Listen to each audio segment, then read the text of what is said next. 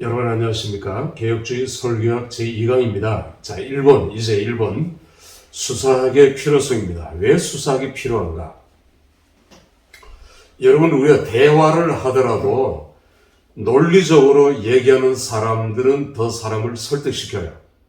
그러나 감정적으로 얘기하거나 혹은 성질을 내거나 그렇게 해서 사람을 설득시킬 수는 없습니다. 자, 설교는 그래서 수사학이 필요한 거예요.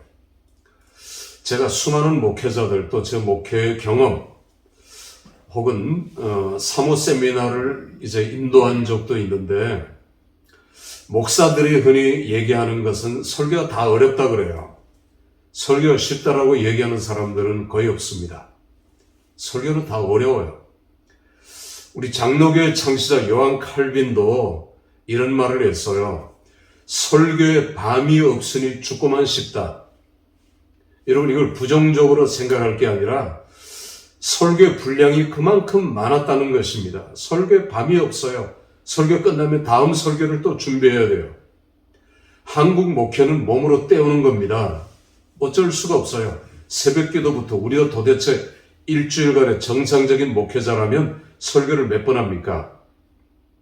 주일 대예배, 저녁 예배, 수요 예배, 대예배도 1부, 2부 이렇게 있겠죠. 새벽 기도 6일, 그리고 이제 신방 설교, 개업 설교, 교회가 크면 클수록 일주일에 설교한 분량은 점점 늘어나는 겁니다. 그러니 이걸 어떻게 감당합니까? 여러분, 우리가 중요하게 다루는 것은 주일 설교입니다. 주일 설교. 자, 새벽 기도 같은 경우에는 시리즈로 할 수도 있고요. 창세기 출애굽기 이런 식으로 주제별로도 할 수 있을 겁니다. 주일 저녁 예배는 부흥회식으로도 할 수 있을 거예요. 수요 예배 같은 경우에는 성경 공부식으로도 할 수 있을 것입니다. 우리가 가장 중요하게 다루는 것은 제일 많은 청중들이 모이는 주일 대예배, 주일 낮 설교죠. 주일 낮 설교는 목사의 모든 비전이 공유가 되고요. 비전을 제시하고요. 그리고 목사는 그 설교에서 꼭 하려고 하는 설교와 메시지를 준비하고 있기 때문입니다. 주일 낮 예배 설교는 그만큼 중요해요. 주일 낮 예배 설교만큼은 수사학을 도입해야 하는 것입니다. 어떤 사모님들은 한두 명이 아니라 여러 명이 앙케이트를 제가 조사한 적이 있는데 사모님들의 제일 큰 불만은 남편이 설교 준비를 안 한다는 겁니다. 아니, 설교 준비에 소홀하다는 거예요. 그리고 설교가 신통치 않다는 겁니다. 남편의 설교에 은혜를 못 받는 거예요. 여러분, 설교는 설교자가 먼저 은혜를 받은 말씀을 나누어야 됩니다. 그리고 자기 아내가 은혜를 받아야 돼요. 은혜를 못 받는 이유는 여러 가지가 있겠지만 그런데 설교 준비를 안 한다는 겁니다. 이게 공통된 사모님들의 생각이에요. 목사는 제일 많은 설교, 목회에 있어서 제일 중요한 것이 설교라는 것 인정해요. 교회가 부흥하기 위해서는 강력한 설교, 때로는 탁월한 설교자가 되어야 됩니다. 부흥하는 교회를 보셔요. 모두 그 목사님의 설교는 탁월합니다. 대체로 그렇습니다. 혹은 설교에 뭐가 있어요. 자, 설교가 제일 중요한 건 압니다만은 제일 두려워하는 것도 힘들어하는 것도 설교예요. 여러분, 난센스지만 이것이 오늘 우리의 현실입니다. 물론 제가 여러 가지 방법을 얘기했어요. 방법론들도 필요하다 했습니다. 대표적인 방법론은 내 설교에 폼이 있어야 된다 했죠. 기도하는 사람도 폼이 있어야 되죠. 폼이 있으면 장소와 청중이 그리고 시기 다 다르더라도 그 폼에다가 내용을 바꿔나가면 내 기도는 혹은 대표 기도는 얼마든지 쉬워요. 풍성해질 수 있어요. 설교도 마찬가지예요. 이 폼이 없으면, 물론 이 폼은 모든 예배에 적용되는 것이 아니라 대예배 정도에 적용되죠. 제가 수사학을 지금 가르치고 있기 때문에. 자, 폼이 없으면, 기도도 폼이 없으면 기도할 때마다 힘들어요. 부담스러워요. 설교도 내 폼이 없으면 중구난방입니다. 오늘은 이렇게, 내일은 저렇게, 다음 주는 저렇게. 그러니까 자기의 폼이 있어야 돼요. 그 폼을 만들어야 돼요. 이게 방법론이고, 우리는 서기 방법론에도, 서기 방법론은 성경을 해석, 서기하는 방법. 이거는 설교를 내가 어떻게 효과적으로 해야 될 것인가라고 하는 방법론. 제일 중요한 것은 폼을 만들어라는 거죠, 폼. 자, 다시 수사학으로 돌아옵니다. 수사학엔 두 개는 큰 두 개의 주목이 있어요. 하나는 논리입니다. 논리가 없는 설교. 이건 허공을 치는 거예요. 하나는 감정에 호소하는 것입니다. 이성에 설교하는 건 논리예요. 이성적으로, 논리적으로 설교를 해야 합니다. 그래야 사람들을 설득시킬 수 있어요. 또 하나는 감정이에요. 감정이 없으면 메마른 설교가 돼요. 은혜는 있는 것 같은데 너무 딱딱해요. 그리고 너무 의무적이에요. 또 감정만 있으면 안 돼요. 논리가 없고 감정만 있으면 붕 뜨게 돼요. 붕이 하듯이 붕 뜨게 돼요. 지나가면은 잊어버리거나 후회가 돼요. 또 내가 썩은 건 아닌가, 휩쓸린 건 아닌가, 그렇게 돼요.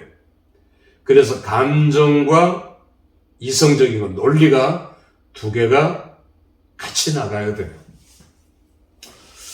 저는 그 TV 설교는 잘 안 봅니다만은, 그런데 한번 작정하고 유명한 TV 설교자, 유명한 교회, 제가 얘기하면 누구라고 대본에 아실 그런 분의 설교를 제가 한번 분석해 봤어요. 그분은 한 5가지의 주제를 가지고 설교를 했어요. 그런데 여러분, 제가 설교학을 가르치는데 그분의 설교가 도대체 뭘 얘기하려고 하고 있는지 모르겠어요. 제가 그분의 설교를 이렇게 정의합니다. 전차 설교. 전차는 앞뒤가 없어요. 그분의 설교를 한마디로 얘기하면 앞뒤가 없어요. 이거 얘기했다가 저거 얘기했다가 중구난방입니다. 결론도 없고 서론도 없고, 그냥 우리가 보통 대지는 2-3개가 적당해요. 사람의 기억력에는 한계가 있기 때문에 3개도, 여러분 누구 심부름 시킬 때에 아무리 똑똑한 사람이라도 3가지를 한꺼번에 시키면 실수할 겁니다. 하물며 성도들에게 대지를 3개, 4개, 그건 위험해요. 그런데 그분은 너무 많은 대지를 나열하고 있고요. 아마 자기가 무슨 설교를 하고 있는지도 이해를 못할 겁니다. 오늘 많은 설교자들이 전차 설교를 하고 있어요. 부흥회는 그렇다고 이해할 수 있겠죠. 부흥회는 또 다른 이제 어떤 설교니까. 그러나 주일 대예배 설교는 정교해야 돼요. 정교해야 합니다. 수사학이 깔려있지 않으면, 수사학적인 요소가 배제되어 있으면 그 설교는 좋은 설교라고 볼 수가 없어요. 자, 또 적용이 없는 설교는 설교가 아닙니다. 성경을 강의하는 것은 강의하는 것이고, 오늘 우리가 강의 설교 얘기할 때 조심해야 될 것이 바로 여기에 있어요. 그냥 내가 성경을 강의만 한다? 그건 진정한 설교가 아닙니다. 설교에는 반드시 적용이 있어야 돼요. 적용이 없는 설교는 반쪽짜리에 불과해요. 제가 과거에 어떤 목사님 이제 교회에 가서 이제 주보를 보니까 주일 설교가 성막론을 설교하는데, 그 성막론을 2달 동안 하고 있어요. 2달 동안. 한번 들어볼 기회가 있었습니다. 그런데요, 성막에 대한 설교를 주일 낮에 해요. 적용이 없어요. 적용이. 그냥 설명만 하고 끝나버리는 것입니다. 교훈은 그분의 설교는 그냥 얘기하면 교훈적 설교입니다. 교훈적 설교. 우리는 연구를 많이 했어요. 성막론 연구를 참 많이 했어요. 그런데 그건 설교가 아니죠. 그냥 성막론에 대한 성경 공부지요. 적용이 없으면 설교가 아닙니다. 여러분, 이건 명심해야 돼요. 자, 그래서 계속 제가 강조하고 있는 것은 수사학이 필요하다는 것입니다. 이 훈련을 잘하고 또 이 훈련을 많이 할수록 여러분들은 탁월한 설교자가 될 수가 있는 거예요. 난 아무것도 아니다. 여기서부터 시작하셔요. 나는 형편없는 설교자. 여기서부터 시작하셔요. 그러나 왜 수사학이 필요한가? 왜 귀납적인 설교를 왜 제가 제일 먼저 강조하는가를 여러분들이 알아야 된다는 것입니다. 자, 이제 수사학적인 설교가 중요한데 우리는 환경적인 요소도 갖춰야 될 필요가 있어요. 물론 우리가 캐토릭같이, 캐토릭은 장엄합니다. 파이프 오르간이 있고요. 옆에 여러 가지 그림들이, 여러 가지 것들을 많이 걸어놨어요. 그것은 그런 것들을 통해서 성도들이 영성을 가지게 유도하기 위한 목적이에요. 그런데 기독교는 그렇지 않아요. 그런 거 없어요. 오히려 그림, 어떤 형상, 이런 것들은 우상이죠. 자, 그림 자체가 우상이라는 건 아닙니다. 그러나 교회당에 그런 것들을 중구난방 걸어 놓는다면 우상적인 거죠. 개신교는 뭡니까? 오직 설교입니다. 설교. 오직 설교만 강조하다 보니까 우리는 교회를 치장하고 인테리어 하는 것에 등한시했어요. 그냥 설교만 들으면 될 거 아니냐? 맞아요. 맞습니다. 그러나 거기에 우리가 조금만 노력한다면, 예를 들어 예수님께서도 갈릴리 동산에서 설교할 때, 다시 말해서 산상수훈 설교를 할 때는 예수님은 물가에 계셨고요. 청중은 야트막한 언덕 위로 이렇게 올려다 보이는 그런 언덕에 쭉 앉았어요. 그러니 몇천 명이 앉더라도 이 소리가 위로 올라가는 겁니다. 소리는 위로 올라가요. 여러분 밤에 여러분 집이 만약에 5층, 6층 아파트라면 저 밖에서 얘기하는 지나가는 사람들의 속삭이는 소리도 들려요. 저희 집도 늘 그렇습니다. 싸우는 소리요? 위로 올라가는 소리가 더 커지게 들려요. 소리는 올라가는 겁니다. 올라갈수록 커져요. 거리는 먼데도 소리는 올라갑니다. 예수님께서는 그 자연 환경을 적절하게 이용하셨어요. 여러분들이 그리스나 혹은 로마나 혹은 로마 제국이 통치했던 지역을 가면 반드시 뭐가 있습니까? 원형극장이 있어요. 원형극장. 그 원형극장들을 보면 똑같아요. 좌석에다 위로 이렇게 배치가 되어 있죠. 그 당시 마이크 시설이 없지만 수천 명, 수만 명이 모인 그 원형극장 저 뒤에서 앞에서 연극하거나 노래하거나 이런 대화하는 연설하는 사람들의 소리를 들을 수가 있는 것입니다. 소리는 이렇게 잔향을 타고 위로 올라가는 거예요. 예수님도 그걸 활용하셨어요. 그럼 예수님이 인본주의입니까? 그거 아니잖아요. 예수님은 주기도문을 가르칠 때 제자들을 데리고 일부러 동굴에 써요. 동굴을. 그래서 주기도문 동굴이라고 합니다. 그 동굴 속에서 주기도문을 가르쳤어요. 아늑하잖아요. 때로는 울림도 있지요. 여러분 저는 그렇게 생각합니다. 다윗이 아둘람 동굴 속에서 찬양하고 예배하고 했잖아요. 다윗의 장막, 다윗은 예배자입니다. 그럴 때 그들이 얼마나 은혜를 받았을까요? 거기서 찬양할 때 공명이 되고요. 그래서 옛날의 교회당들을 보세요. 옛날의 교회당, 천주교회당도 마찬가지예요. 공명시설이 잘 되게 그렇게 설계를 했어요.